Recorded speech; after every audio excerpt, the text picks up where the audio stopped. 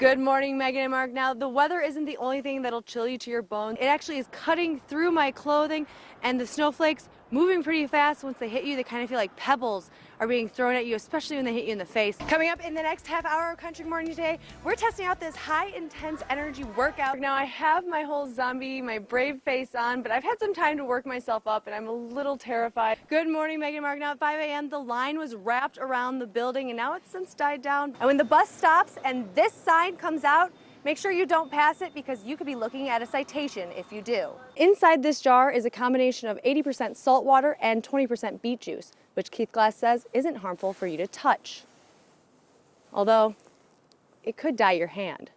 He's a 35-year-old white male, about 5'9", 179 pounds, brown hair, a goatee, and blue eyes. Hopefully we don't get any more snow, but I'm not a meteorologist, so Kurt, how is that going to affect us, and are we going to be seeing any more snow today? The Sagsvig neighborhood isn't growing, and the school already has low enrollment rates. Add the age of the building, plus $2.5 million in renovations, as just a few reasons why this school could be repurposed.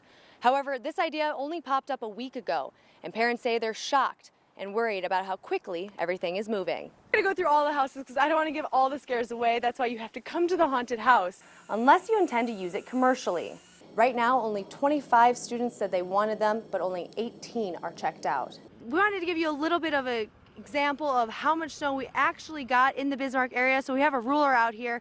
Just want to show you that in some areas, like Kurt had said, we got about 3 inches. So you put that in there. Right here, it's about 3.5, but that will, of course, vary dependent on how much the snow has blown over, which is also a safety concern you're going to want to watch out for when you're on the highway today. It's extremely important to be careful during these conditions. I'm here with Captain Ryan Moline. Now, Captain, are we expecting an active grass fire season this year? By law, public schools are allowed to teach religion. The rule is teach all of them or none of them at all. I'm going to have to throw in the towel right now here, but if you want to come check out Horror on Harmon, make sure you come out tomorrow night on Halloween, 1408 Harmon Avenue, from 6 to 11. All donations go to the Girl Scouts, Dakota Horizon Girl Scout Group. All right, see you guys back at the studio. All right. Jab, jab, cross, cross, knee, knee. So remember that, watch Renita, remember that, and do that at the studio, Megan Mark, just once or twice. All right, back to you. Jab, jab, cross, cross, knee. When the stones come out, your foot comes in between and kick. That was a great slide. Oh, I just want to get to the black line. No. I made it. Okay, so that was fairly easy. I haven't fallen yet. Almost did there. So once you lose that balance, or those stones, it's harder to balance. This isn't your ordinary pistol. It's a 2-shot handgun called the ML-12 or mini launcher from Bruiser Less Lethal International. It's a weapon for military, police, and civilians, which fires a variety of less lethal ammunition, such as beanbags. Going hot. Tommy Teach came up with the idea after a close call during a road rage incident. I ended up drawing my standard duty weapon on him. And when I did that, he finally stopped and looked up at about 10 feet and hit the ground. Had he not done that, he would have been dead. While this weapon isn't intended to kill anyone, the rounds that come out of it go at about 280 feet per second, which can cause some serious bodily harm. Check this out.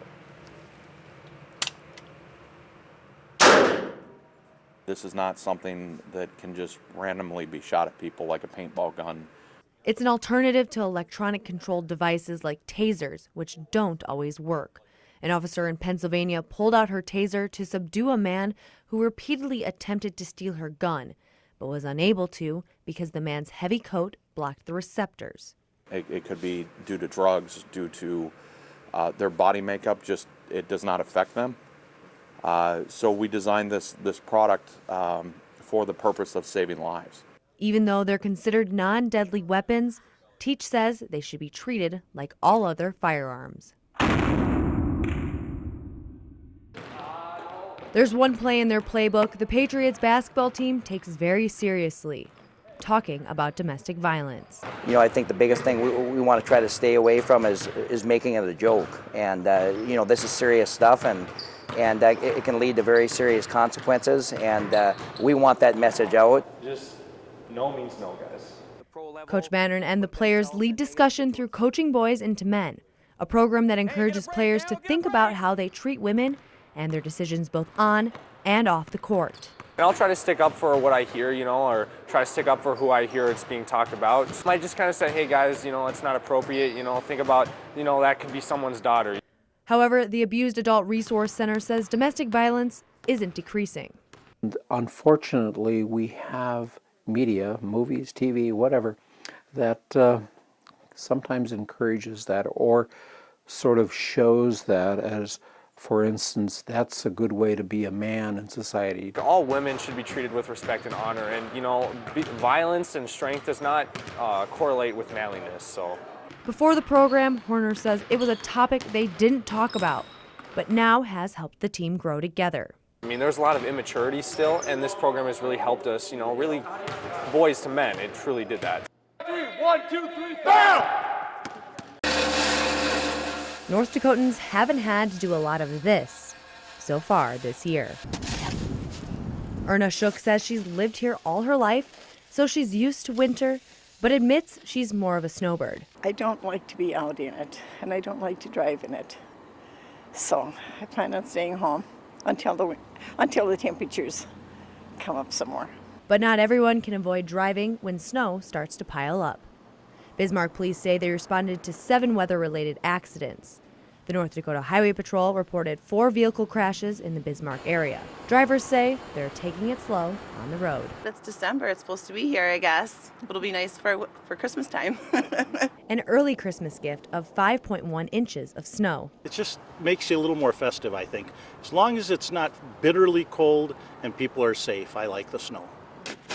White Christmas is fine, but I'd like to see warmer temperatures, no wind. Don't ask for much. If you've been dreaming of a white Christmas, your wish has come true. The snow is here to stay, at least through the holidays. Reporting in Bismarck, Amanda Skrzypchak, NBC North Dakota News. The grind of a sander. The steady cadence of a sewing machine as the needle darts across fabric. The theme song of The Cobbler on the Corner, a man who spent countless hours mending broken souls. I started working here. Life started happening. Pretty soon 42 years have gone by and this is what I'm doing. And I love it. Mark says helping customers save money by recycling items and returning them good as new fuels him. It's nice to grab hold of something that maybe people don't think is worth anything and turn it around and say, oh my God, those look just like new.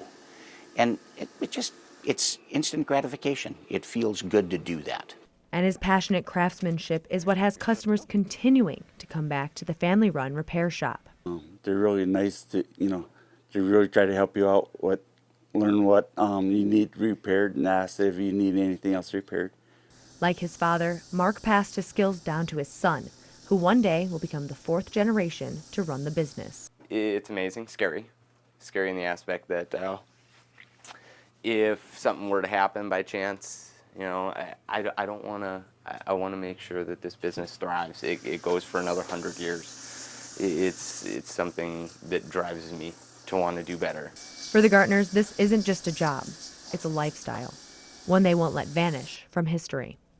Reporting in Bismarck, Amanda Skrzypchak, NBC North Dakota News. We have an update on an Amber Alert that was issued this morning. Around 9, the Chrysler 300 that was involved in the search for Kensley Ava Leanne Olson was found in Minot along with the female suspect Melinda Tweed. Thank you, Ron.